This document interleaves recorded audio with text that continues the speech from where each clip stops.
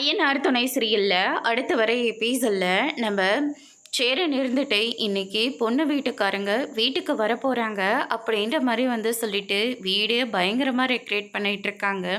அதுக்கு அடுத்ததாக என்னென்ன இங்கே யார்கிட்டையும் ஒரு வார்த்தை கூட சொல்லலை, நீயே போய் பார்த்து பேசிட்டு வந்துட்டியா அப்படின்னு சொல்லிட்டு கேட்கவும், இல்லைடா புரோக்கர்கிட்ட ஏற்கனவே சொல்லி வச்சுருந்தாங்கல்ல, அவங்க தான் ஒரு நல்ல வரன் இருக்குன்னு சொன்னாங்க, அதனால தான் வீட்டுக்கு கூட்டிகிட்டு வர சொன்னேன் அப்படின்னு சொல்லிட்டு சேரன் சொல்லிடுறாங்க. அவங்க சொன்ன மாதிரியே சாயங்காலமாக நம்ம புரோக்கர் இருந்துட்டு பொண்ணு வீட்டுக்காரங்களை வீட்டுக்கு வர வைக்கிறாங்க. நீலா, சேரன், அதுக்கு அடுத்ததாக எல்லாருமே ரொம்பவே ஷாக்கிங்கில் இருக்காங்க.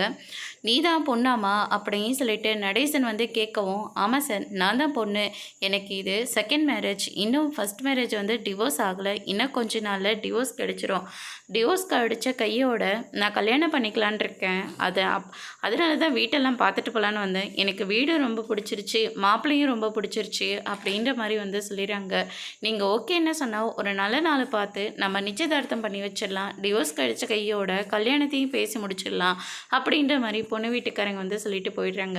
அதுக்கு அடுத்ததாக பார்த்திங்கன்னா, பொண்ணு பெரிய வயசாக இருக்குது, ஏன்னா இப்படிப்பட்ட ஒரு முடிவு எடுத்த அப்படின்னு சொல்லிட்டு கேட்கவும், எல்லாமே காரணமாக தான், என்னால் யாரோட வாழ்க்கையும் பாதிக்கப்படக்கூடாது, அதனால தான் அப்படின்ற மாதிரி சொல்கிறாங்க.